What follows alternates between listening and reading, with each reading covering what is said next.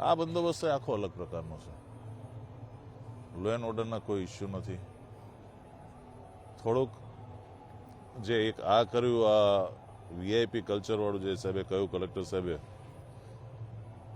સરકારશ્રીનો પણ ખૂબ જ સપોર્ટ રહ્યો આ બાબતે. તો વ્હીકલ ઓછા થઈ ગયા.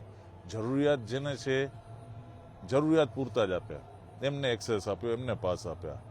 વ્હીકલની મૂવમેન્ટ ઓછી થઈ ગઈ એટલે જે એક કાયમ ડર રહેતો હતો કે વ્હીકલને લીધે અકસ્માત અથવા ભાગદોડ થાય ને સ્ટેમ્પેડ થાય, તો એ એક ફેક્ટર ઘણું સબસાઇડ થઈ ગયું પોલીસ માટે.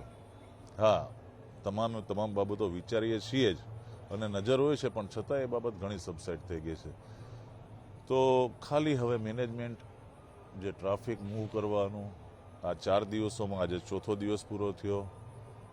લગભગ દરેક જગ્યાએ પોલીસે, અમે બધા અનિવાર્ય સંજોગો સિવાય નિર્ણય કર્યો તો તમામ સિનિયર અધિકારી જે અહીંયા બેઠા છે કે અનિવાર્ય સંજોગો સિવાય જે અમારા વ્હીકલ છે અથવા તો એ પ્રકારના વ્હીકલ અમે ઓછો ઉપયોગ કરીશું.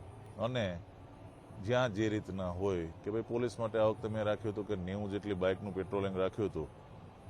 તો જ્યારે કરીએ છીએ ત્યારે ખ્યાલ આવે છે કે બાઇક લઈને જવામાં મુશ્કેલી છે આટલી પબ્લિકમાં, અને પબ્લિકને ક્યાંક ને ક્યાંક એ થોડીક થાય છે, પણ પોલીસ માટે તો અનિવાર્ય છે.